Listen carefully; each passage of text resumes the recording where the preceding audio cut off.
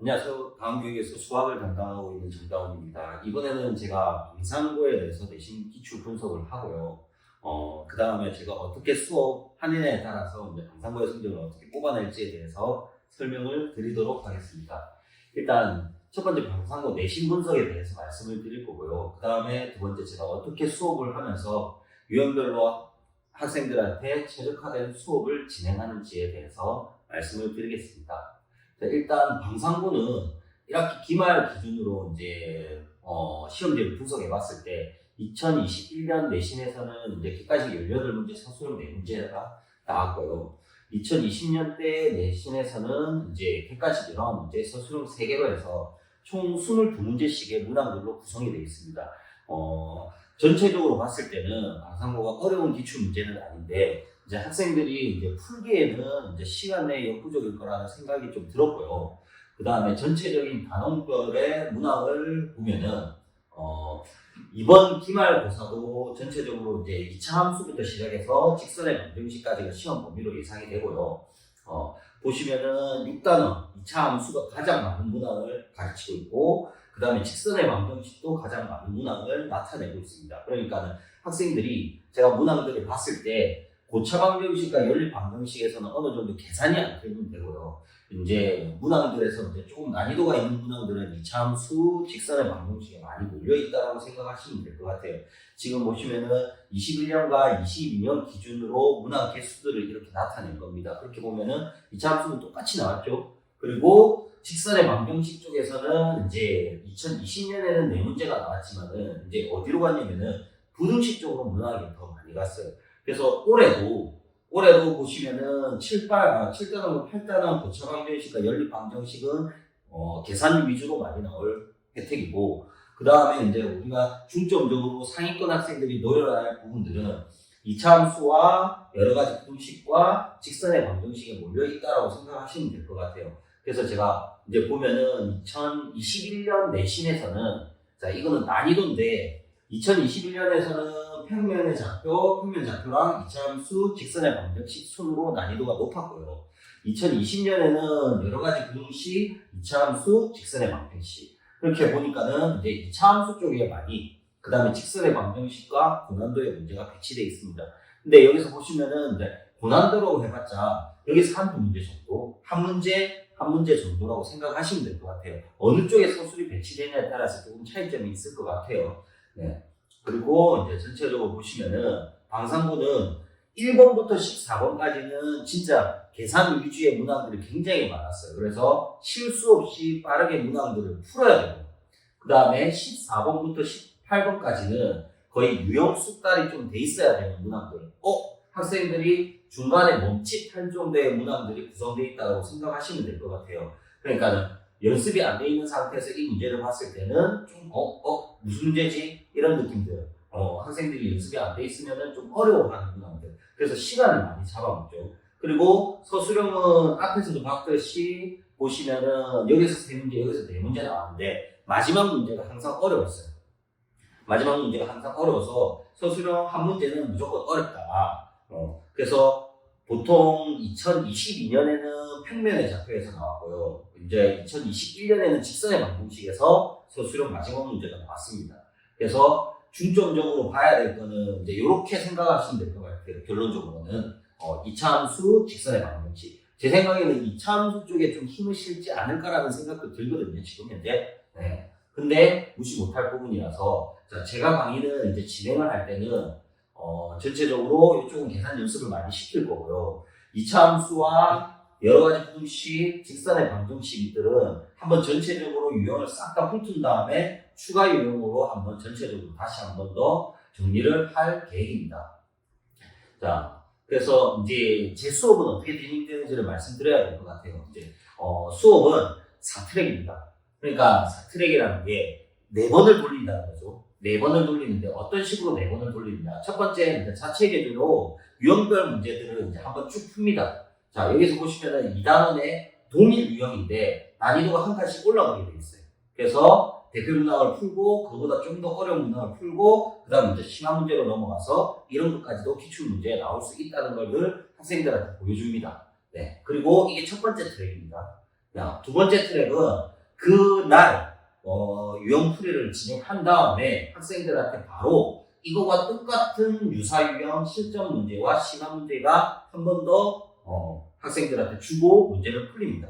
그리고 나서 이 실전과 시간 문제를 푼 다음에 전체적으로 이제 어느 정도 학생들이 푸냐에 따라서 부족한 유형들을 재풀이를 합니다.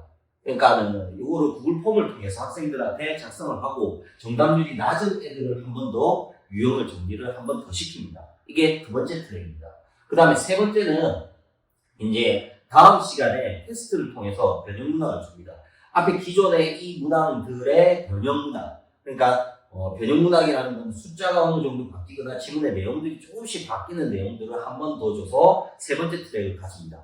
그리고 이제 전체적인 아까 전에도 말씀드렸듯이 6단원부터 시작해가지고 11단원까지 전체적으로 정리가 됐으면은 부족한 단원들을 다시 한 번 더 보는 단원을 가집니다. 그래서 이거는 이제 이번 중간고사 대비를 준비하면서 학생들이 2단원에 대한 나머지 정리가 굉장히 부족한 걸 많이 느꼈기 때문에 교재를 새로 다른 유형들이 아닌 문항들을 똑같은 유형들의 문항들로 편성을 해서 다시 한 번 더 기출 문제를 한 번 더 돕니다. 유형별로. 네. 그렇게 해서 4번의 트랙을 도는 거죠. 네. 이렇게 해서 학생들이 유형을 빨리빨리 접근해 할 수 있도록 이제 신경을 쓰도록 수업을 진행하고 있습니다. 그리고 두 번째, 학습의 접근성이라는 거는 이제 학생들이 모르는 내용이라든가 아니면 질문을 해야 되고, 그리고 혼자서 집에서 공부할 때 필요한 부분들을 좀 챙길 수 있도록 제가 이런 컨텐츠를 만들어서 학생들한테 주고 있습니다. 일단 클리닉 같은 경우는 당연히 과제를 못하거나 이러면 남아서 하거나 부족한 부분들은 주말에 불러서라도 더 시킵니다. 그게 클리닉이고, 그 다음에 이제 송글씨 내용은 뭡니다. 이제 제 수업 들으면서 학생들이 필기하거나 이런 내용들이 힘듭니다. 그래서 그런 내용들을 다 모든 교재를 송글씨를 학생들한테 배부해서 전체적으로 학생들이 이제 수업 중에 필기를 다 정확하게 하지 않아도 나중에 꼭 다시 한 번 더 찾아볼 수 있게끔 송글씨를 제공하고 있습니다. 자, 그 반면에 이제 학생들이 이제 송글씨를 본다 한들, 네, 이제 더 내용들을 찾아보기 힘들겠죠. 그래서 저는 이런 것도 만들어 둡니다. 과제 옆에는 QR코드가 있어요. 그러면은 이 QR코드를 찍으면은 이 문항에 대한 개념 설명에 대한 영상들이 제 카페를 통해서 연결되게끔 만들어 놨어요. 그래서 보시면은 이렇게 QR을 한번 찍으면은 이제 어디로 들어가느냐. 이 2단원에 대한 미정계수와 계수 비교에 대한 그 유사 유형에 대한 개념 설명이 들어가 있고요. 그거에 대해서 이제 문제들도 들어가 있습니다. 동일 유사 유형들이 들어가 있어서 학생들이 이걸 한번 보고 정리를 잘 할 수 있도록 계속해서 꾸준히 찍어보면서 자기가 필요한 부분들을 챙길 수 있도록 해놨습니다. 네. 그리고 모든 수업들은 빔으로 수업을 진행하고 있고요. 효과적으로. 그 다음에 이제 실시간으로 온라인으로 진행하기 때문에 모든 수업들은 학생들한테 그날 수업은 메일로 전송이 돼서 그날 수업을 다시금 꼭 다시 볼 수 있게끔 만들어 두었습니다. 네. 그래서 언제든지 활용해서 열심히 공부할 수 있도록 콘텐츠를 만들어 두었습니다. 그리고 이제 세 번째, 과제가 제일 중요하겠죠. 과제 같은 경우는 저 같은 경우는 수준별로 과제를 나가고 있습니다. 그 수준별이라는 게 어떤 학생은 70점이 목표고 어떤 학생은 50점이 목표고 어떤 학생은 100점이 목표다. 그러면 그 학생에 맞게끔 과제 난이도를 조절해서 나가고 있습니다. 그래서 각각의 과제들이 조금씩 다를 수가 있고요. 그러면서 이제 조금 더 높게 받을 애들은 조금 더 난이도를 올려서 계속해서 주고 있기 때문에 중위권 학생들이나 상위권 학생들이 공통적으로 과제를 받을 일은 없다고 생각하시면 될 것 같아요. 그리고 이제 개인 과제가 따로 있습니다. 자, 여기서 이제 저만의 장점일 수도 있는데 개인 과제 같은 경우는 약점 유형 분석이라 해서 학생들이 유형을 푸는데 이 유형은 풀 수 있고 저 유형은 못 풀고 이런 것들이 굉장히 많아요. 그래서 놓치고 갈 수 있는 유형들을 확실히 찾기 위해서 저는 이제 이런 표를 이제 가지고 학생들이 얼마만큼 풀었고 어느 유형이 부족한지를 분석합니다. 그래서 지금 이거는 한 학생의 2단원에 대한 내용들을 분석한 내용인데 이 학생은 방학 때부터 저랑 호흡을 같이 맞췄기 때문에 2단원에서만 총 푼 문항 개수가 여기서 보시면은 246개를 풀었어요. 2단원에서만.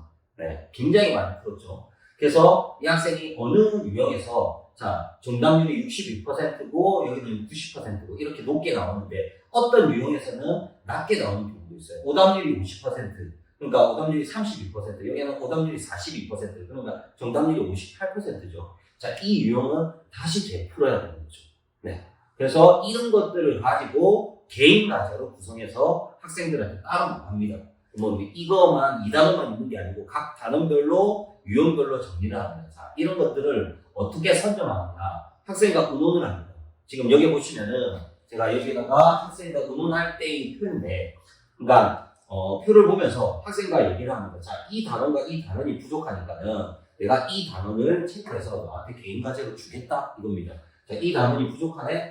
이 유형이 부족하네? 그럼 이 유형을 체크해서 저랑 상의해서 체크를 합니다. 그러면은 자기가 체크된 부분의 유형의 문제들을 제가 따로 다른 문항들을 선택해서 학생들한테 줍니다. 이게 개인 과제입니다. 개인 과제만을 받는 학생들도 있어요. 그래서 이것들만 체크를 해서 상담을 통해서 학생들이 필요한 부분들의 유형들을 반드시 꼼꼼하게 챙겨주는 편입니다. 그래서 여기 보시면은 이게 개인 과제의 유형들입니다. 약점 분석 유형이라 해서 이 학생은 일단 18번째까지 나갔어요. 교수님. 지금 현재 시험 대비를 하고 있는 상태, 중간고사 시험 대비를 하고 있는 상태라서 유형 18번째까지 받았고, 이제 이것들을 일일이 다 분석된 자료로 만들 때마다 학생과 상담을 해서 너는 이 유형이 필요하다. 그래서 이 유형을 챙겨야 된다를 항상 얘기하고 있습니다. 그래서 절대적으로 이제 빠지는 유형이 절대 없고 못 푸는 유형이 없게끔 하는 게 저의 목표인 거죠. 그래서 아까 전에도 말했듯이 14번부터 18번까지 방상고는 멈칫하는 이런 유형들이 없게끔 꾸준하게 연습해서 만들어지는 거죠. 네. 자, 마지막으로 제 거에 대해서 좀 간단하게 설명드리면 약점을 찾아 어떤 유형도 놓치지 않는다고 보시면 될 것 같아요. 이제는. 그리고 성적 향상의 목표를 최우선으로 하는 강사의 진영. 아까 전에 내용에 보셨듯이 저는 끈질긴 책임감으로 학생들을 꾸준하게 끌고 가고 있습니다. 그렇기 때문에 믿고 맡겨주신다면은 언제든지 곧 성적이 오를 거라고 믿고 있습니다. 그래서 최선을 다하는 강사가 되도록 하겠습니다. 이상 다운교육의 정다운이었습니다. 감사합니다.